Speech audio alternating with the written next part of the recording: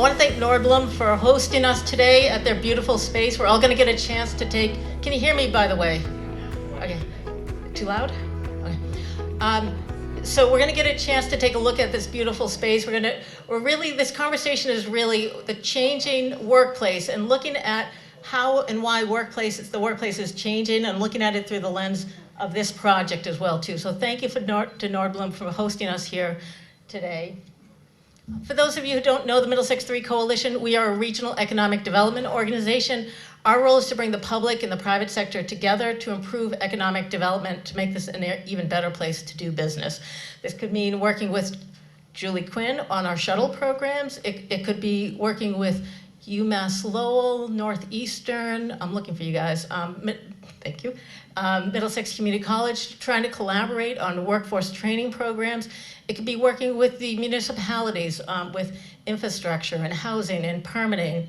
The idea is, and I know we've got Lowell here, I believe Chelmsford, Billerica, Bedford, and of course Burlington. And the idea is, and if you're looking to do projects in any of those communities or any of the Middlesex 3 communities, let me know. I'd love to introduce you to those community leaders. But the idea is, if you're looking to do a project, let's say in Burlington, you know Melisa Tintocalis, and you can pick up the phone, you can talk with her and say, hey, I'm looking to do a project. What do you think about X, Y, Z? And have those conversations, because we're really all working together to improve economic development. So we'd love to, and we have meetings throughout the year. We work with our key industry clusters. We did an event on manufacturing last month. We did one on healthcare, the future of healthcare, the month before that. We have a defense meeting coming up. We have a life sciences meeting after that, and we do a lot with clean tech. Those are our 5 key industry clusters to really try to grow them because there's a lot of potential in the area. So if you'd like, also. I don't do this alone. We've got a great staff here. If you haven't had a chance to meet Asha, Rich, Melissa, they're all here, probably still working in the other room, but there's Asha back there. So it's a great staff. If you want to talk with any of them, please take a moment. They really know this area as well too. If you haven't connected with us, please connect with us. There's a lot going on in the region. Also connect with us on our newsletter. We put out a newsletter every week, really to highlight what's happening in the region, really trying to create a community and bring people together to highlight this region. So, wait, one more thing before I hand it to Melissa. I do want to, part of what we're trying to do is create community as well too, and we're growing thanks to our staff as well too. Thank you, Rich. And so we do have a number of new members here today, including 128 CRE, BW Kennedy, Carper's Local, 339, see John back there, Cassidy Landscaping, Severs Construction, Trinidad Engineering, Union Office Interiors, Vantage Builders, and Terracon. If you're from one of those companies, could you just raise your hand quickly? All right, beautiful, all right. I love the clapping. And what I'd like to say is afterwards, we're gonna have more time to network afterwards. We're also gonna have a tour of this building. It's gonna be like a 5-10 minute tour, not long, you won't need your coats. But stick around for the tour as well too. But my point was, if you can take an opportunity and meet some of our newer members, we're really just trying to create that community. So as we grow, I'm just trying hard to keep people involved as well too. So that's my spiel. So with that, we're going to get into our conversation as well too. And Melisa Tintocalis from the town of Burlington is going to be our moderator today as well too. So we're thrilled to have Melissa speaking and engaging with our panel. So Melissa, I'm going to hand it over to you for introductions and you start off the conversation. Thank you. Thank you, Stephanie. And it's great to see so many faces here. Welcome, welcome. My name is Melissa. I work as the Economic Development Director for the town of Burlington. And I know a lot of you have, many real things to do, schedules and deals to make. So I really appreciate you taking time to spend this hour with us. Yes, and I just want to say special welcome, Burlington, Massachusetts. We are a proud member of the Middlesex 3 Coalition. We like to think of ourselves as like kind of the anchor tenant down the corridor.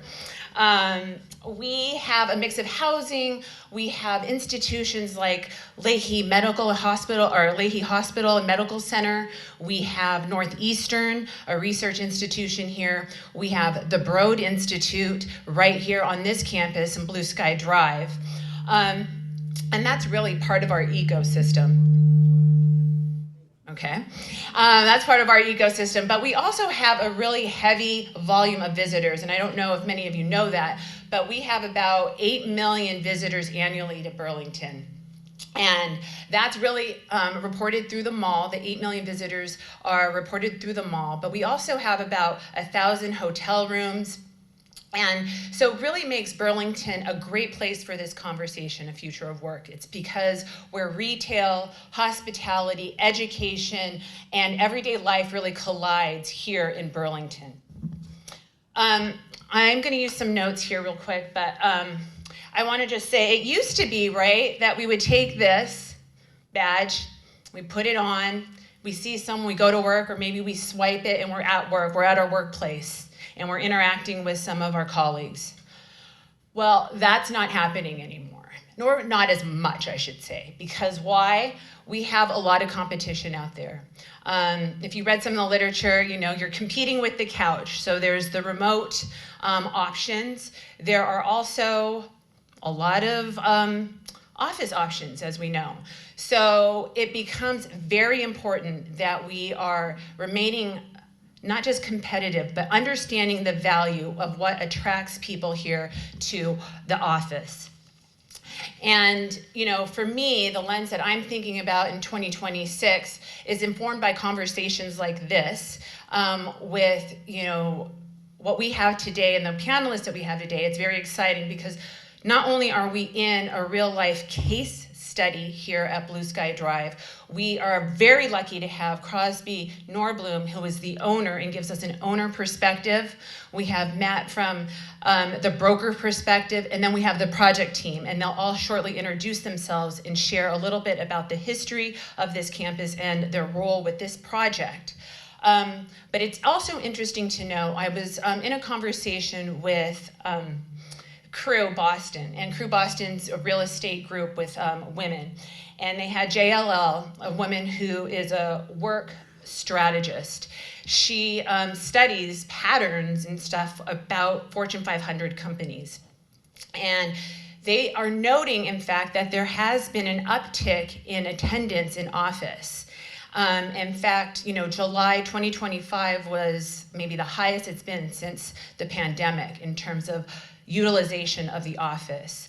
And that's very interesting to know, because also in those same surveys, they're finding that people, and some of them, are coming into office more than that's mandated. So, and that's an important factor, because when the experience is right and when it's aligning together with culture, with the tools that the owners put together in spaces like this, that it actually attracts your employees back. And she's also reporting higher leases in New York now, and that tech companies are leaning in to the idea of collective culture and the idea of community. And I want to kind of reinforce the fact that Stephanie had talked about this, but the idea of community is so critically important. Even in the prep meeting for this conversation, that book from the 90s, Bowling Alone, came up. And Bowling Alone is really thinking about how people create communities. When you're in isolation, when you're by yourself, innovation kind of dies. You don't have those ideas to bounce off. That kinetic energy you get when you're in a room with someone does matter. And that's why we're here to talk about that together. So with that, I'd like to kind of start us off. We have, what I'd like to do maybe is just bring in our project team and lead it off with Crosby, if you guys don't mind, to introduce yourselves. And we'll start about, you know, asking these questions on what matters and how this project itself, you know, lends itself. So I'll come up and I'll hand this over. Or actually, we have one more. Thanks, guys. And I'll be kind of lovingly strict in moderating as we go along. So, Crosby. Here. We know this one works. Well, thank you for the introduction, and a huge thank you to M3 for hosting the event, and a huge thank you to the whole operational team for putting this on, the chef at Next Dine, and the list goes on. But I'm Crosby Nordblom with Nordblom Company. We own this asset with Starwood Capital. And just pointing out the rest of the team, from Nordblom, Julia Arsenault, Matt Brown, Dana Marie, Jack Keene, and we also have a number of other staff here today. So, oh, and never forget Todd Fremont Smith. Give a wave in the back. So anyways, we're very pleased to share the project and discuss. Hi, I'm Alexandrea Tomisman. I work for Timberline Construction. I was the project manager on this project and was just very happy to help bring this vision and design to life with this team. So. Good morning, everyone. I'm Steve Vincent. I'm a project manager with SMMA. We're in Cambridge, Massachusetts. Multidisciplinary firm, architects, engineers, interior designers, about 225 people, and we really enjoyed the project working with Nordblom and Timberline. It's been a great experience. Good morning, everyone. I'm Matt Malatesta with Newmark. We're a global commercial real estate advisory firm. I've worked the 128 market for the entirety of my career, and I represent ownership here on leasing strategy. It has definitely been an exciting time, I think, watching this campus transform, evolve, and seeing all the, I think, innovative companies that have come in here. So excited about this panel and this discussion today. Great, thank you, Matt. And I just do want to do a shout out because we do have our town administrator here, John Denizio. We have Rick. Yes, thank you. Again, you can clap for him. He's clap worthy. He's clap worthy. We have our planning director and assistant planning director here, and I saw that Brenda Rappaport from our planning board is also here, and Rick, of course, from the Chamber of Commerce. Thank you, Rick. So what's that? Oh, and Kelly. Thank you, Kelly. Kelly from the economic development team. Thank you. So with that, maybe Crosby, do you want to kick it off and give a little history of this campus and kind of the impetus to kind of the change, because the strategy, I think, is really important from the owner perspective. Yeah. So some of you may be familiar with the campus, but Nordblom has been in Burlington since the 1950s, so we've been looking up the hill since it was a pig farm, and it's changed over a number of years. But the campus itself was originally developed by Sun Microsystems, as many as you recall, in the early mid-2000s. They were bought by Oracle, and Nordblom saw the opportunity to purchase the asset, which was really developed as a single owner-user campus with a lot of robust infrastructure, with a 40,000 square foot amenity center, which you wouldn't build logically today, and we're gladly the benefactors of it. But we transformed it into a multi-tenant campus over the last 15, 20 years. We've gone through 3 different capital partners, again, currently with Starwood Capital. But it's been a really interesting evolution of a now 1.2 million square foot campus. It has seen its transition from a purely office corporate campus to now we have everything from clean energy to AI to the Broad Institute and Vericel, other medical device companies. And so it's a really interesting case study. And what we sit in here is the 35,000 square foot amenity center. You can walk through, we'll do a tour.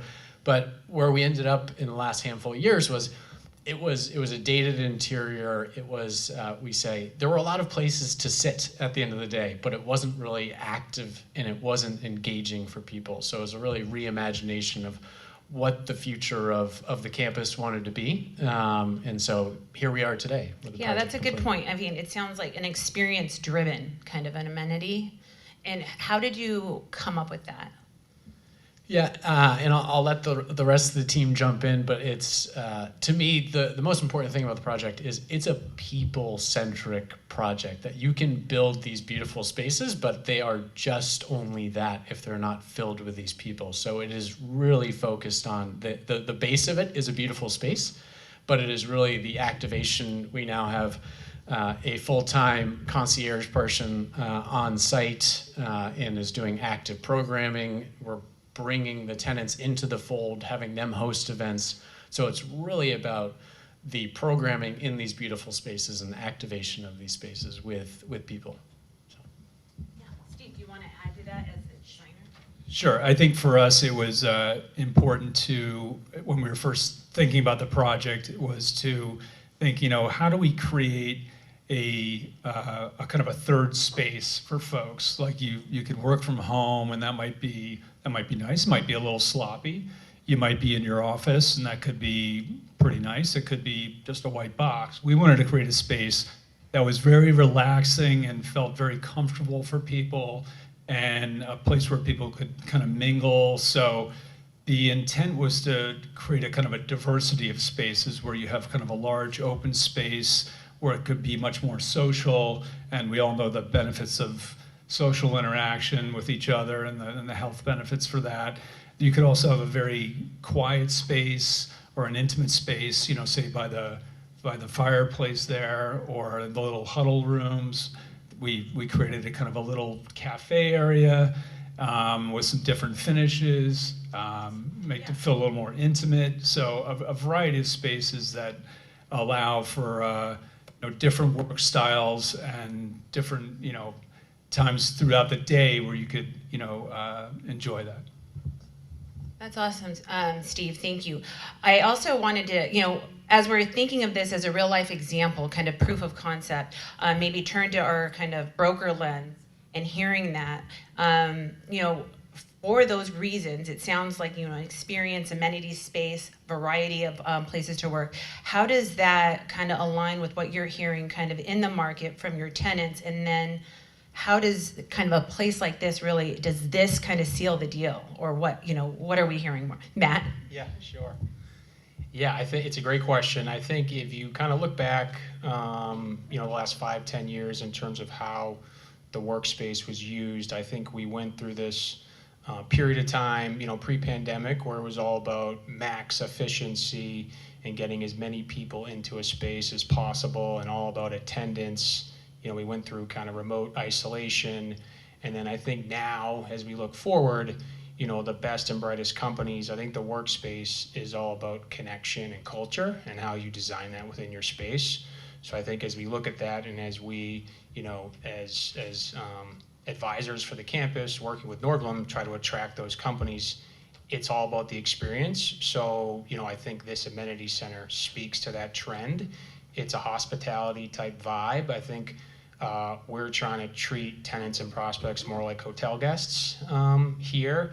This is a platform for their company to recruit, right, to retain talent, for employees to be excited about coming to work, right? Because we all know there's a lot of impediments. The work from home environment's comfortable, the commute isn't easy, so why should I come into the office? Yeah, earn the commute. Yeah, earn the commute. Yeah, earn the commute. So yeah, I think this was a very forward-thinking execution on getting ahead of the curve and ahead of the trend in terms of what we're seeing on the ground. Thanks, Matt. And maybe Crosby, could you speak a little bit then to kind of, if you did have kind of a finite capital expenditure when you're looking at this project in particular, how did you make some choices, those must-haves or the strategy around what we're seeing today when we're out here at Blue Sky Drive? Yeah, and I'll let Andrea kind of speak to managing that budget that we gave them. Thank you. Very well. We dreamt big at the start, and again, I'd love to kind of hear your take on the process a little bit, but we went through a number of iterations on pricing, and we had to digest what we wanted with what was feasible. We originally were talking about moving the whole kitchen around, and it was going to be extraordinarily expensive. I think we ended up around $10 million.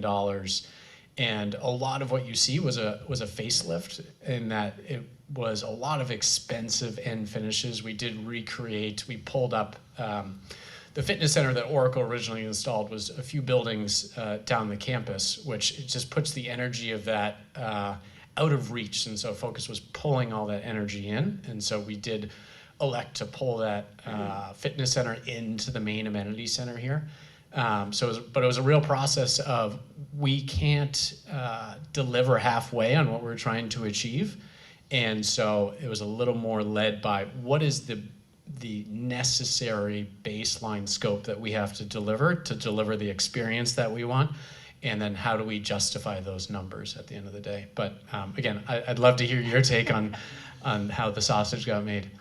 Yeah, I mean, I think a big part of it is trying to create this vision, this space, this life for people outside of their home.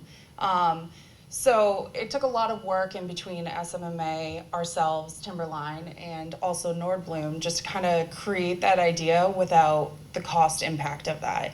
So what's going to give you the most bang for your buck? Obviously you want nice finishes, but you want longevity, being that this is going to be completely active all the time. That's the goal, right? So kind of working with that with SMMA and Nordblom and saying, we want this timeless look, but do you need all these finishes everywhere? Or can we create moments and pockets that still get the design across without overloading your tenants? So I think it was a great team on this. It took a lot of work, but I think it really got the vision across and still had some very high-end finishes involved with it. Like you said, the kitchen, it always is difficult. It usually adds another $200 a square foot to touch a kitchen. So if you can reuse, if it's in good shape, just giving it that facelift really can make a difference and giving them a better interaction with the space. So. Thank you, Alexandria. Yeah, so one thing I heard about too through this process is like, it's one thing to kind of look pretty and have an Instagram vibe, right? One thing I've heard from some of the recruiters out there recruiting talent that they use like a day in life or a day in my life, TikTok, venues of where like, okay, this is where I work, this is where I hang out, and they're recruiting people. And I thought that was really interesting, and I just wanted to hear maybe from the designer's perspective, where's the balance of between, hey, this is pretty, but hey, we need something functional, or that we need X because it performs and that's what we need. Yeah, that's the balancing act, right? Is making it beautiful and affordable at the same time, and especially in a center like this, there's a lot of square feet here. There's a lot of area to cover, and we collectively made some decisions about, because as designers we just do a whole lot of wild ideas and put it on paper, and then we chat about it. So we originally had some ideas for the ceiling in that large hall space, and beautiful ideas, but I think it was more effective to put the money down where we are, and that is in that beautiful wood floor that you see, that oak floor, and it's something that you can feel and touch, and it feels very warm and comfortable. Definitely. And it's a real thick wood floor, mm-hmm. And I think that is a very a great investment. Yeah, no, the warmth of the floor, I think we talked about, if we're out there, you kind of feel the difference. It doesn't feel as like kind of corporate, it's warmer. I'm curious about some of the game selection, because like I was like, go to work, and then I'm like, when I'm here, I kind of want to play. So maybe, Matt, could you speak to that a little bit? And when your tenants are looking at spaces like this, what does kind of, get them hot, get them turned on? Get them excited. Yeah, I mean, I think outdoor activation has been huge. Obviously, with the winter right now, mm-hmm. it's hard to get outside and enjoy it. But I think looking at the outdoor space has been a big part of, I think amenity renovations. Nordblom's done a phenomenal job. They have the pickleball courts out there, right? There's the bocce, there's the gardening area, just the walkability of the campus. So I think activating green space has been huge. And then, I think just creative ideas. I mean, the basketball court that's been here for quite some time, I think that might be one of the most used amenities in the campus. Stepping outside of your office for 20 minutes and shooting some hoops, just kind of reset and then get back into the office. You'd be surprised at just how, much people love that. Movement, right? Yeah, and movement. Then is that across the board in all the industries? Because I know for our Middlesex 3 coalition, we have key industries in terms of tech, green tech, medical device. Is that across the board you're finding? Is that kind of themes? Look, I think here at the campus we've attracted, the best and brightest across all industries, life science, R&D, tech office. I think the consistent theme with them has been they value the employee experience. They're very focused on recruiting. And so as they look at this amenity platform and everything that we have to offer, I think they all look at it the same way in terms of how they value it. Yeah, so I'd say it's consistent across the industry with folks that, truly want to kind of be somewhere where there is a vibrant ecosystem. Interesting. Maybe I'll have Crosby take on something one thing that you brought up, we can't stand too close to it. One thing that you brought up, Matt, was, public, kind of the public space, the green space and public realm. And I know we have different municipal representatives and leaders in the room. Is there something a municipality can do in helping think about place, whether it's public realm, transportation, or something else that might be a lever that a municipal leader should consider when we're thinking about how to attract people back to these special spaces? You put in the investment in this space, what else needs to happen? Yeah, well, I think, the town of Burlington, we've had a partnership for 60 plus years, and I think it's pointed to that exact piece of a lot of what we do is storytelling at the end of the day. And the little initiatives like the shuttle that M3 has spent a lot of time creating, breaking down those barriers of, well, Burlington is just a little bit too far out the city. It's like, no, you can take public transportation. You can take the bus from Alewife. We have shuttles. Last and mile, yeah. And telling that story where it's not just this campus that's out in the middle of nowhere, that you have the mall, you have Third Ave, you have easy access to the highway. So I think it's, as a group collectively telling that story, that when these companies are being spun out of the engine or elsewhere, that Burlington is not so far from where these people originate, and that there's a lot of benefits and we're not a city out here, but we have a lot of their needs checked through the collective effort of the community. So I think there's a lot of efforts on beautification of the public roads and connectivity, and really presenting a holistic story that there's little that's left out for them to question. Right. Yeah, we talked about that being a gateway to these office spaces where we see a lot of this investment, which it complements itself, it seems. Steve, kind of going back to the idea, and maybe this is Alexandrea and Steve together, thinking about the tools that you put in place. Like, it's really exciting that these are all tools. How do you see then you getting the companies themselves to activate them as you go through these projects? Right. My understanding is through Matt that there's some activation. They've got a program director here now to activate the people. It's one thing to make a beautiful space, but to engage people and to have those shared experiences through some kind of activity or through food or what have you. It really starts to build community. Yeah, so I think maybe Crosby, if you want to talk a little bit about that programming element. So we're kind of putting these things together because what we have is, the stage that's set with the space. We have the tenants coming in and looking at it. We have the designers and the construction team putting it together thoughtfully under the budget. But then there's another piece still, right, in terms of the programming of the space to help nudge people together.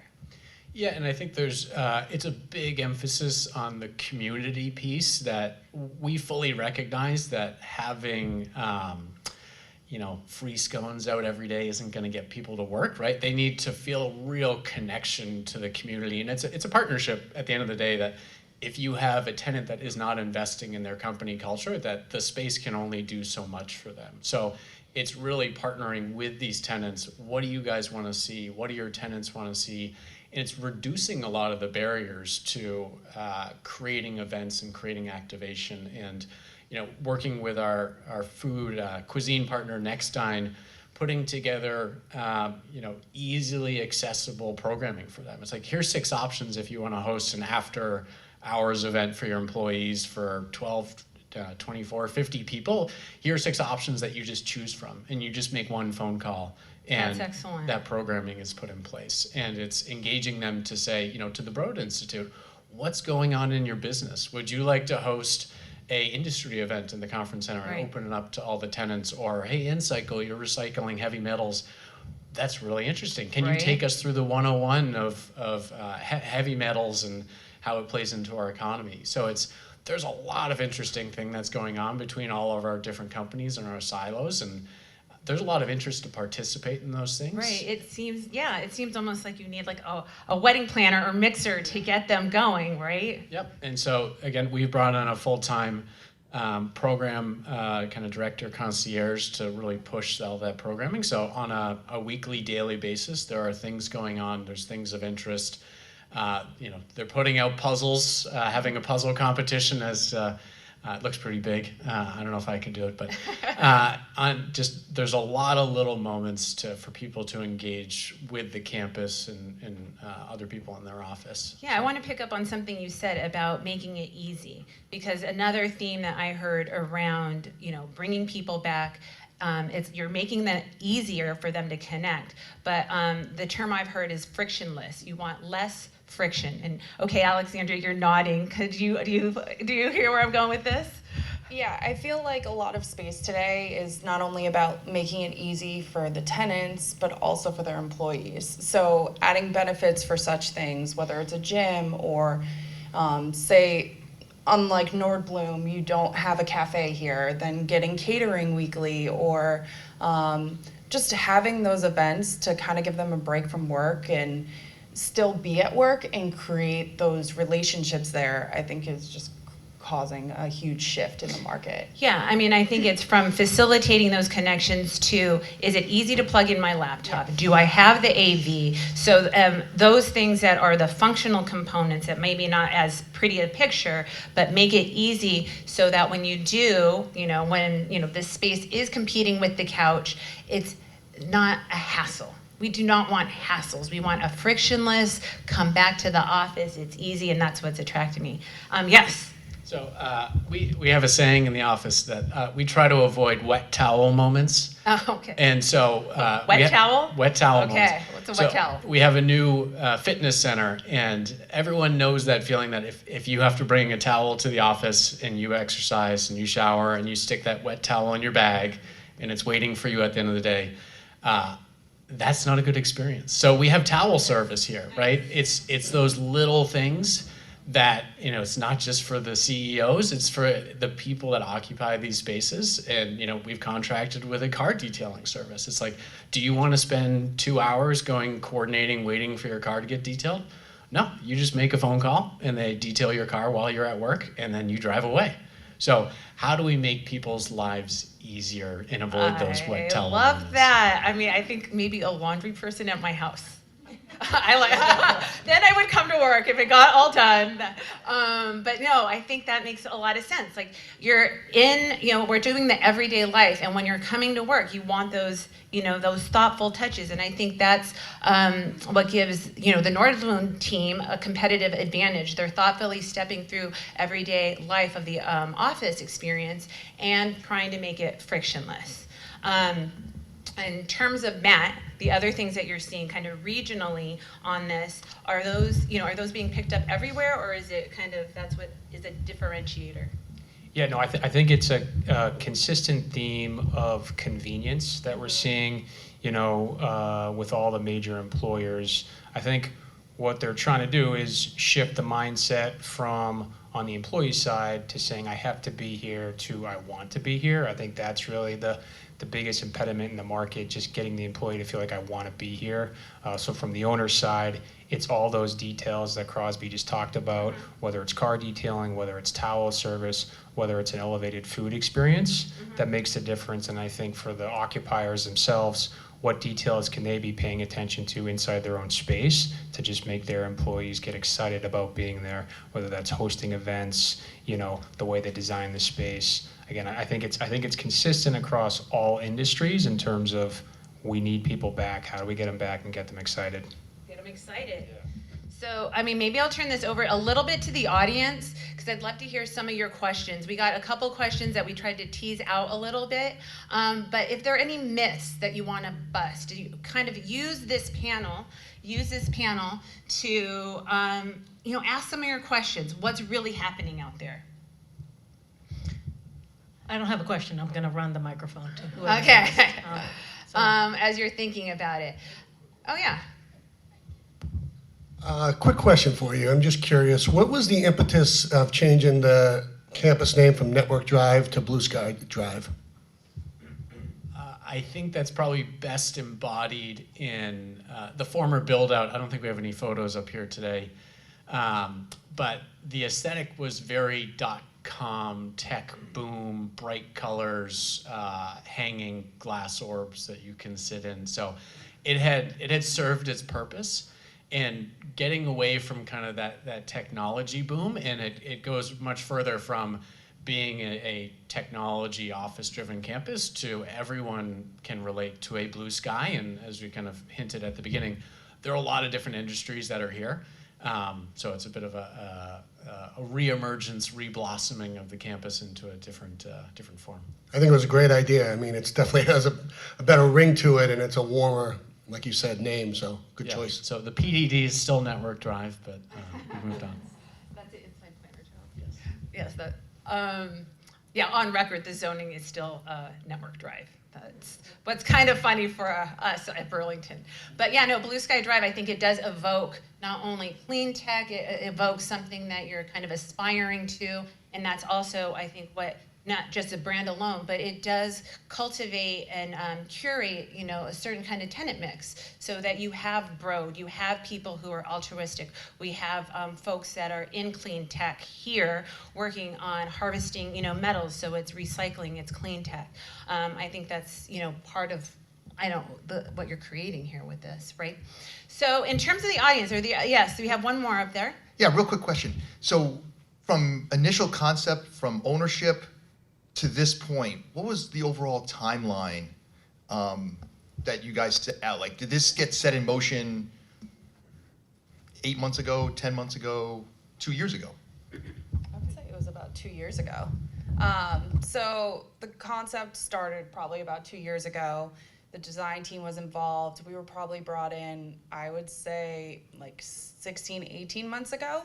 And then we're helping with VE and kind of coming up with the best design for the money that they wanted to spend with this amazing team here. But Again, Crosby mentioned the initial $10 million price tag. It involved like a different concept for food and some different ideas for finishes. So we kind of cycled through some different ideas and ultimately arrived at one that was, the right balance and for the right market approach. We had 2 drawing sets. There was Right, 2 drawing I don't wanna sets. bring that up. Yeah, no, it's fine. It's fine. So it took a little while to kind of cycle through that and get the right approach. Okay, in 2 years, so 2 years, $10 million. Less. Okay. I would say it was $10 million. The initial concept was just focusing on this portion of the campus, and then with the addition of moving the amenity or the fitness center up, got us back up to that $10 million number. Okay. Yeah. So yeah, and then Crosby, you had talked a little bit about, it is $10 million because it is a large asset, right? And then there's smaller assets that cannot do that. Could you speak a little bit to that? We talked a little bit about that in the prep meeting and kind of the scale, what it enables. Yeah, it's we, as I said, we're great benefactors of what Sun Microsystems originally constructed in terms of the infrastructure, and that goes everything from dual feed power from 2 different substations, a large chiller plant, backup generators all over the place, a lot of robust power at the buildings, and so it's been able to accommodate a wide array of uses, pretty good clear heights, etc. But I got off track there. Remind me of the question. Oh, just in terms of the scale. Yes, the scale, sorry. Right, the scale and the budget is unique kind of to this type of campus. Yeah, and so the scale of the campus is really what allowed us to undertake this project. That a $10 million is a large investment even for a campus like this, but in excess of 1 million square feet, it shapes out to not just, but $10 a foot across the whole campus. And so you can rationalize that because if it's just maybe a couple more dollars in rent at the end of the day, that's a pretty good return, and you can rationalize that. But as you get to smaller assets, smaller campuses that don't have really proximate amenities, that to be a 100,000 square foot campus and to build even something half the scale of this, it becomes $50 a square foot, which is a lot harder to pencil. Right. And that investment was really, we didn't touch much of the kitchen. So it's really high-end finishes, the nice new floor that Steve was talking about. So it becomes a very prohibitive expense for smaller assets, I think. Yeah, tell me a little bit more about that. Is there a rule of thumb in terms of the percentage for the investment? Like, if you did have a smaller, let's say 100,000 square feet, is there a rule of thumb on the percentage of investment you would do for an amenity space? Or is there a way to calculate like the amenity ROI? I would say there's a lot of different models that Okay. you could utilize. It totally depends on the building, existing conditions, existing infrastructure, the location, the rents, et cetera. So unfortunately, there's no magic formula. Okay. But I would say that we weren't prepared to spend much more than that ourselves on a per square foot basis. Got it. And Matt, you're kind of smiling to that. What are you thinking when you're hearing that? Yeah, no, I think it's a formula that a lot of people are trying to figure out, and I don't think there's a blueprint. But I think with what they did here, I think it was very much just trying to stay ahead of the curve, right? I think it's hard in the environment we're in right now, maybe to make more of an investment in the real estate, but I think the investment's needed to, again, continue to attract the types of companies that are coming here. So I think it's what's needed in the market, and it's exciting, obviously, to see it happen here and happen. You're starting to see it happen across the marketplace. Interesting. Thanks, Matt. I guess with that, I was also kind of thinking about, I lost my train of thought a little bit, but you were talking about the different tenants, and we were talking about the cost of, kind of the ROI and investment piece. With utilization, and when we're thinking of like, okay, we have more utilization, how is that being, and maybe this is for the design construction team, how are you, or what metrics are you looking at calculating for utilization of your space these days? Because a lot of people come up to me and saying, hey, that building's underutilized, there's no one in the park. And then I will, kind of do my due diligence, and I will say, well, I go to, the lease is paid up. They said they're coming in core hours. They have a hybrid situation. So the utilization is there, but I'm curious about if you and your team or this project team have heard of other new metrics or technology that's being used to quantify utilization for a space. I haven't in particular gotten into any of those metrics, but we just know that the Class A space in Greater Boston is, where you want to be. That's where the competitive, market is for the rents you need, and so you want to be in that Class A space. And those Class B, Class C buildings are having a very tough time right now, trying to make ends meet. I don't know, maybe Matt say more about that, but yeah, I want to talk a little bit more about that, Matt, if you've heard things, because I've heard a couple of things I want to. Yeah, no, I think look, I think 10 years ago, I think you could simply look at the age of a building or maybe what amenities they might have and say this is Class B, this is Class A. I think as you kind of look at where we are today and how companies are thinking about the workspace, where it is all about connections and culture and all these details to amenities, I think the BEC building very much just feels like a box to host desks and where people can come in and go to work and check in and check out. I think the Class A experience is exactly what it is. It's an experience. It's much different than that.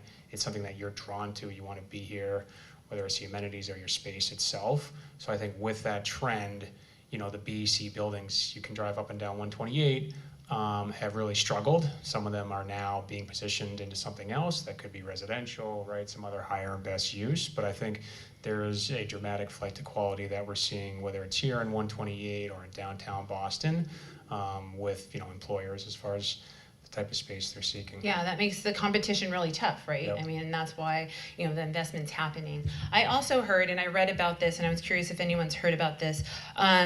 Fidelity and Moderna, they have also used technology to assess their collaboration zones. So kind of essentially sensors.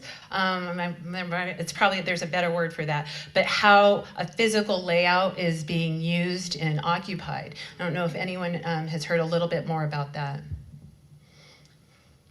I have not heard about that in particular. I've heard that it's happening, but I haven't heard about the results of these. So. That was that. Yeah, I think it just adds another metric to kind of how people are, looking at spaces. And certainly, as a developer, you're making a lot of assumptions about what's going to work, what's not going to work, and you're making your best guess and putting it forward. And Right. that's the exciting part about it. Yeah. I mean, even in this space, maybe Crosby, going into this project, you had probably a certain amount of assumptions, right? Did those change or evolve over those 2 years that you're like, that were definitive U-turns or course corrections? Pricing is definitely one of them. But it's been a really interesting exercise. We've talked for countless hours on the project and the intent behind it, and we talked about expanding the game offering, and there's a lot of initiatives that, when you boil it down, the real focus is to create relationships with people. Yeah. That's what the only reason that you have a space for more than one people is to collaborate and to connect with each other. So I think there's been an internalization on our end that we need to be the best partner possible for these tenants to allow them to leverage their culture in a really beneficial way. And I think one of the pieces that is starting to happen more and more is, not to get into accounting, but a lot of these tenants historically have just looked at, their remaining lease liability as a liability on their balance sheet. But this is really, it's a current asset, it's a current liability, and to think about your space as really having an ROI for your business and for your people, and it goes both ways. If you go into a building where it's 30% occupied and you may be the only tenant in the building, that's going to have a really detrimental impact on your employees coming into an office that has no one. It's an echoey lobby building. Yeah. It's like that's not a good experience, and it's probably going to have a material impact on how you conduct your business and your profitability at the end of the day. So I think there's a big transition for people to really internalize. I can't necessarily quantify it because it's really challenging, and you reap the benefits over a number of years, but having a space that really amplifies your culture is really powerful. And I think they may be, and Matt can chime in here, but there are tenants that they take the really good deal at maybe a lesser asset or a vacant asset, but I don't think they internalize some of the negative repercussions of going down that route. Yeah, no, I love that, Crosby, in terms of being a property owner as a partner with your tenant, because as Steve and Alexandria and I, we talked about earlier, they put the tools in place, but if the company is not creating its own culture and using that, and as a partner, it sounds like you are helping them do that with, the programming. You're essentially inviting them to do more of that collaboration.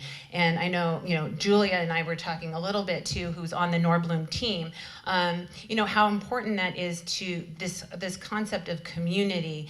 Doesn't just, build it and they'll come. Sometimes you do need to be the straw that mixes the drink there and help them kind of get along. And I think that's what we've really heard from this team. It's owner, designer, construction, and the tenant matchmaker here. So that's really exciting. So as we wrap up, I know we're going to do a few more tours. I'd like to kind of leave on maybe kind of an upbeat note of what you're excited about giving the future of the workplace in 2026 and beyond. Maybe each of you will do a little lightning round of a couple sentences, and I will start maybe with Matt. Yeah, I think, look, it's been a fascinating time over these past few years, I think, to watch just the entire industry transform. I think what gets me most excited, I think one, just being here in the greater Boston area, we're so fortunate to be around so many innovators. The amount of technologies that are being created today that are out in the market right now are some of the best in the world, right? Boston Dynamics was all over 60 Minutes not too long ago. And so I think that engine of demand continues to churn here locally. We see it in our campus. And so I think 2026 is only going to bring more of that. And I think I'm super excited about it. And, I think also, Crosby kind of touched on this. I think People are really seeking data out there about the workspace. How are we utilizing it? Are we getting more productivity out of it, right? They want to get metrics because of that kind of remote period that we went through. I think there will be a point in time where you see the top performing companies and there being a strong correlation to those top performing companies having a strong value in their space, and then the underperforming companies maybe not having much of a value on their space. And I think when that ultimately gets out there and people see it, I think that might be the aha moment where, so I think it's happening. I think we're seeing it on the ground. So I think that also gets me excited. That is exciting. Yeah. Thank you, Steve. Thanks, Matt. Well, first and foremost, I'm most excited about the Patriots on Sunday, right? Let's go Patriots. So that's something to look forward to. And then, of course, the Olympics and the FIFA World Cup, very exciting. So, but in our world with design and the commercial real estate world, I think it's mostly like, what's next, and it's how amenities are evolving, and some other projects that we're doing. It's really food is a big component of that, and executive chefs that they have, and it's another project we're doing. So that's kind of a direction I see that we're going, is pumping it up even more, that these experiencers have gotten even greater. So that's what certainly we're looking forward to. Just so we're not too close. Yeah. Oh, sorry. I'll take one. Thank you. Alexandria. Yeah, I would say it's been very interesting over the past 10 years. I think we've seen a lot of owners go from just demoing spaces to going to white boxing, so making it as bright and light as possible to get a tenant within the space, to then even building out spec suites, so building out the whole design for a possible tenant, just trying to get them to really engage and see the life of a space, to now it's amenity spaces. So seeing where that goes in the future. I think a huge part of this is just trying to create that community, but also trying to give that work-life balance and create that opportunity to be as most efficient as possible for tenants, for employees, for even the space itself. So trying to capitalize on that, and just excited to see where it goes. Thank you. Crosby? What are you most excited What about? am I most excited for? I'll say Nordblom it's a very people-centric model and platform and company. And it's exciting to build these spaces and to work with great people and partners and create these beautiful projects. I think that the piece of there's the emphasis on the people, and you see this across all asset types. Like retail, it's people are looking for an experience, right? People on the apartment side, they're not just shopping for an apartment. They're really shopping for a home now in an environment. And so it is the same thing on the office side. And I think it's refreshing to us, because that is our wheelhouse, that you are building an environment for people to thrive. And the real focus is allowing people to connect and making it about people. And so I think that emphasis, Matt's comment of how do you gauge whether these spaces are successful? It's like, are your employees happy, right? Right. It's a pretty simple question. Right. And there's more to it, but I think in some senses, there's not. I think that having a real emphasis on creating happy spaces and happy people is really rewarding. So I think it's refreshing to see this category of real estate heading that direction. A lot of room for creativity, obviously community. So I think, some takeaways really, is it, more office, less office? It sounds like it's better office, maybe, better office, better themes that create this community and allows for a lot of creativity. So with that, maybe I'll, turn it over to Stephanie. Let's give our panelists a round of applause, please. Thank you.